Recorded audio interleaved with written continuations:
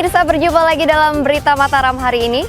Sejumlah berita penting dan menarik lainnya telah kami siapkan untuk Anda dan berikut diantaranya. Setoran belum lunas, ratusan jemaah asal Nusa Tenggara Barat terancam gagal berhaji. Curi sepeda motor, seorang mahasiswa dan rekannya ditangkap polisi. Warga di Lombok Tengah sukses membuat cemilan keripik cabai yang cita rasanya disukai hingga keluar daerah. Bersama saya Rahai Jafar, inilah berita selengkapnya.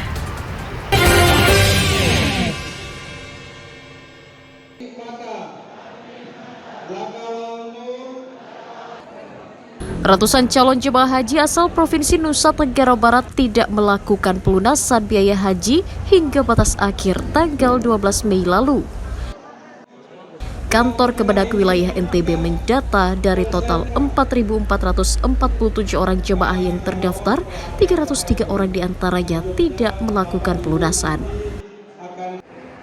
Alasan calon jemaah haji belum melunasi ongkos naik haji diantaranya karena meninggal dunia, alasan kesehatan, dan juga alasan ekonomi. Petugas menyatakan para jemaah yang belum lunas akan diganti dengan jemaah haji cadangan yang telah disiapkan. Jadi yang tiga itu karena sistem. Kenapa hanya 3 aja? Karena sistem. Itu karena sistem gangguan di bank. Ya, gangguan di bank dari sejak tanggal 8 sampai dengan tanggal kemarin. Kita tunggu kebijakan pusat. Entah gimana kebijakan pusat, apakah ada tambahan waktu lagi atau bagaimana. Kantor Kementerian Agama masih menunggu kebijakan dan arahan dari pemerintah pusat untuk kepastian status penundaan jemaah yang batal berangkat karena tidak melunasi ongkos haji. Dari Kota Mataram, Emi Kusuma melaporkan.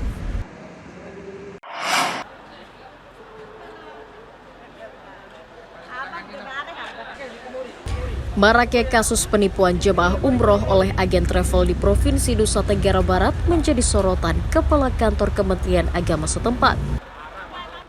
Selain memprihatinkan hingga menelantarkan jemaah, kasus tersebut disayangkan terus berulang setiap tahun sehingga mengurangi kepercayaan masyarakat pada perusahaan jasa travel umroh yang ada.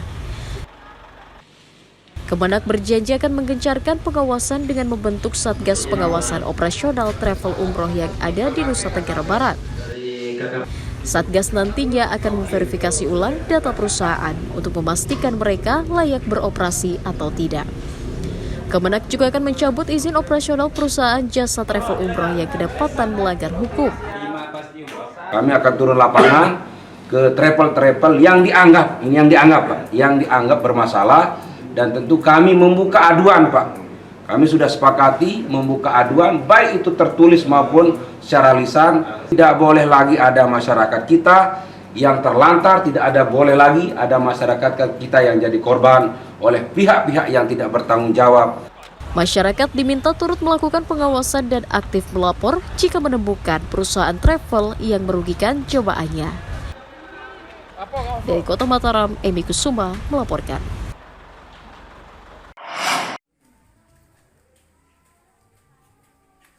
Seorang mahasiswa berinisial MH 21 tahun dan rekannya RO 36 tahun diringkus Satuan Reserse Kriminal Polsek Kediri karena berkomplot mencuri sepeda motor milik tetangganya.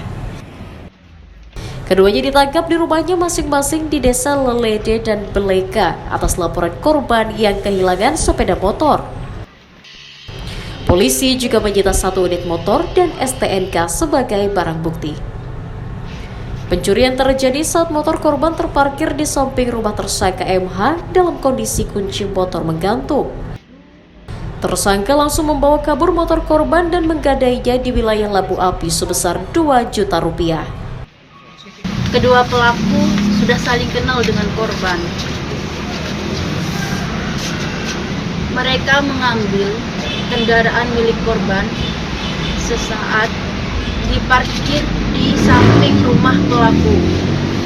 Pada saat itu, korban sedang meninggalkan kendaraannya menuju ke tempat pegadaian yang ada di rumah.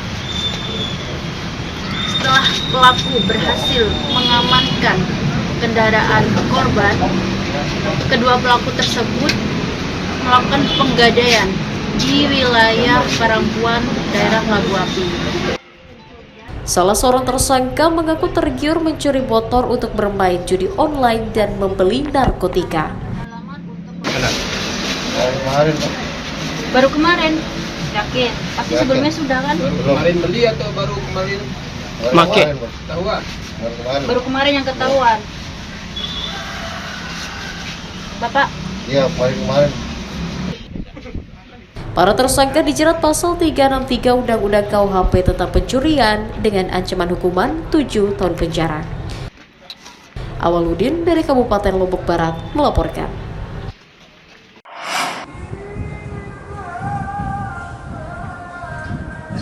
Seorang pimpinan pondok pesantren berinisial LM 40 tahun di Desa Kota Raja, Kecamatan Sikur, Kabupaten Lombok Timur diringkus polisi karena diduga mencabuli sejumlah santrinya. Tersangka ditangkap berdasarkan laporan sejumlah orang tua korban yang mengaku putrinya menjadi korban asusila, dibuktikan dengan hasil visum dokter. Polisi juga menyita sejumlah pakaian dalam korban sebagai barang bukti kejahatan. Dari hasil pemeriksaan sementara, tersangka melancarkan aksinya dengan memanfaatkan kepolosan para santri. Tersangka mengiming-imingi para korban bisa masuk surga jika memenuhi keinginannya. Polisi hingga kini sudah menerima 2 laporan korban asusila, namun korban diperkirakan akan bertambah mengingat tersangka telah beraksi sejak tahun 2022 hingga Maret 2023. Jadi modus dari si pelaku ini, jadi dia meyakinkan anak-anak yang merupakan binaannya dia di tempat dia mendidik, kemudian dibujuk rayu dengan menggunakan bahasa-bahasa bahwa hubungan mereka sudah direstui oleh Nabi, direstui oleh Rasul.